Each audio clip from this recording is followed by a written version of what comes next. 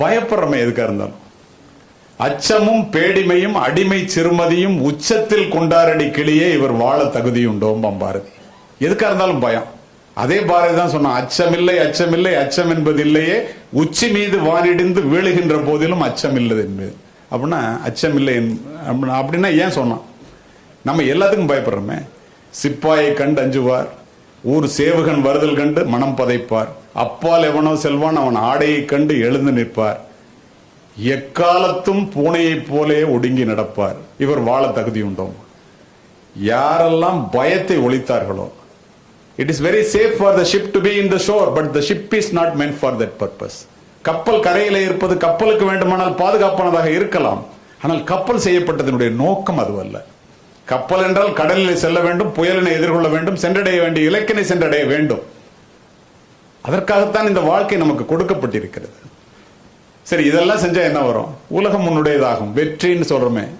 வெற்றி வந்த பிறகு தோற்று போவர்களை பற்றி நாம் தெரிந்து கொள்ள வேண்டும் அல்லவா? வெற்றி எப்படி வரும்?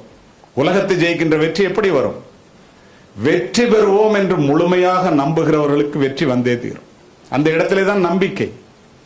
ஒரு பறவை கூட மரக்கிளையிலே உட்காரும் போது கிளை முறிந்து விடுமே என்று அஞ்சுவதில்லை. காரணம், பறவை நம்பி இருப்பது தன்னுடைய சிறகுகளே தவிர கிளைகளை அல்ல. கிளை முறிந்தால் பறவை பறந்து விடும்.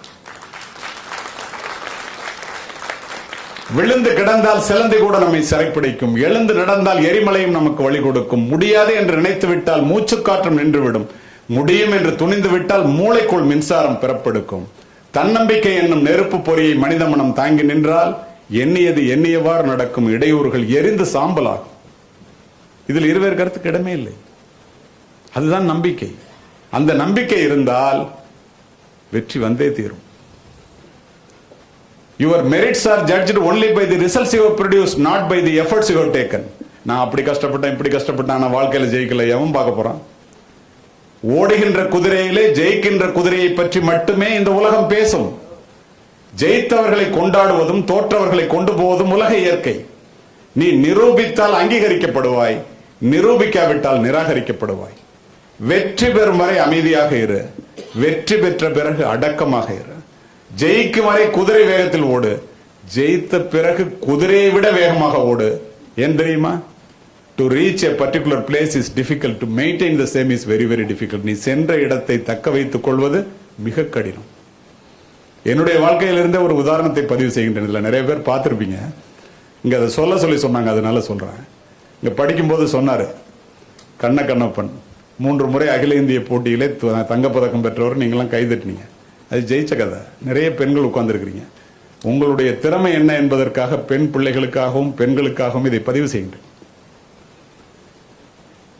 3 முறை அகில இந்திய துப்பாக்கி சுடும் போட்டியிலே தங்கப்பதக்கம் பெற்ற என்னை 4வது முறையாக தங்கப்பதக்கம் பெறுவேன் என்று இந்த தமிழக காவல்துறை நம்பி அனுப்பியது. முயற்சிக்கு முன்னால் வருகின்ற தயக்கமும் வெற்றிக்கு பின்னால் வருகின்ற மயக்கமும் ஒரு மனிதனுடைய முன்னேற்றத்தை கெடுத்துவிடும். உன்னுடைய வெற்றி உன்னுடைய அகங்காரத்திற்கு ஒருபோதும் தீனி போடக்கூடாது. இதெல்லாம் சொல்றதுக்கு எனக்கு ஆள் இல்லை. உங்களுக்கு புரியுற மாதிரி சொல்லணும்னா 100 கஜ தூரத்தில் டார்கெட் இருக்கும், 6 ரவுண்டு துப்பாக்கியால சுடணும். புல்லில் அடிச்சா 5 மார்க், இன்னரில் அடிச்சா 3 மார்க், அவுட்டரில் அடிச்சா 1 மார்க். 3 முறை நான் துப்பாக்கி சுடும் போட்டியில் கலந்து கொள்ளும் போதும் எல்லாரும் அவுட் ஆயிடுவான் நாக் அவுட் சிஸ்டத்தில். ஆல் இண்டியா கடைசியில் 2 பேர் நிற்போம். நானும் அச்சுதன் நாயர்னு ஒருத்தர் கேரளாலேருந்து வந்து வரும், 2 பேர் மட்டும்தான் நிற்போம். நான் ஏதோ ஒரு 1/2 மார்க் 1 மார்க்கில் ஜெயிச்சிருவேன். அவரை அப்படி எகத்தாளமாக பார்த்துக்கிட்டு நான் மட்டும் போயிடுவேன். அவர் தலையை கீழே போட்டு பேசாமல் போயிடுவார். ஒரு வார்த்தை கூட பேச மாட்டார். ஏன்னா நான் தங்கம் வாங்கிட்டேன்னா அவர் சில்வரான். 4வது முறையாக போகும்போது எல்லாரும் அவுட் ஆயிட்டான், அவர் மட்டும் ஆளை காணாம். எங்க அச்சுதன் நாயர்னு கேட்டேன். அவர் ரிட்டையர்ட் ஆயிட்டாருன்னு. எனக்கு மகா மகிழ்ச்சி. நமக்கு போட்டியே இல்லை. ஒரு பொண்ணு 6 அடி உயரத்தில் வந்து நின்றுச்சு, கேரளாலேருந்து வந்து IPS ஆஃபீஸர். நான் தாண்டா உன்னோட சுட போறேன்னு. பெண்கள் நிறைய பின்னாடி உட்கார்ந்துருக்கீங்க.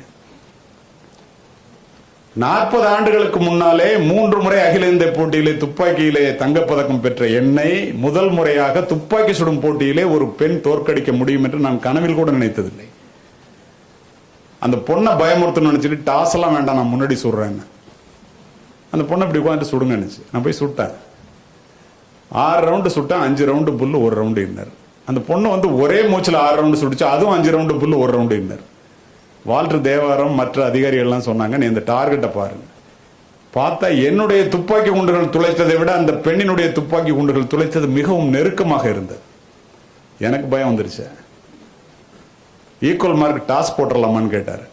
உலகத்தை ஜெயிக்க ஆசைப்படுபவர்களுக்கு சொல்லிக் கொண்டிருக்கின்றேன், உன்னுடைய வெற்றி உன்னுடைய அகங்காரத்திற்கு தீனி போடக்கூடாது என்று. என்னுடைய வாழ்க்கையில் நடந்த உதாரணத்தை குறிப்பிடுகின்றேன். அந்த மாதிரி ஒரு நேரத்தில் டாஸ் போட்டுடலாமான்னு அவர் கேட்டோம். நான் உடனே எஸ்ன்னு, என்ன தோத்தா டாஸ்ல தோத்தோன்னு சொல்லிக்கலாம். அந்த பொண்ணு அங்கேருந்து வச்சு, mister Kaliyamoorthy, this is not a game of chance, this is a game of skill. உங்களுக்கு தைரியம் இருந்தால் வாங்க திரும்ப சொல்லலாம். ஒத்துக்கிட்டேன், வேற வழி இல்லை. 10 ரவுண்டு கொடுத்துட்டான். உலகத்தில் உள்ள தெய்வங்கள் எல்லாத்தையும் வேண்டிட்டு நான் ஒரே மூச்சில் 10 ரவுண்டு சுட்டேன். 9 ரவுண்டு புல், 1 ரவுண்டு இன்னர். என்னுடைய பிராக்டிஸ்ல கூட அப்படி சுட்டதில்லை. ஒரு நாளைக்கு 20 ரவுண்டு நான் பிராக்டிஸ் பண்றேன். அந்த பொண்ணு அங்கேருந்து வச்சுங்க, ஒரே மூச்சுல 10 ரவுண்டை சுட்டுச்சு. 10க்கு 10 புல். நான் தோற்று போய்விட்டேன்.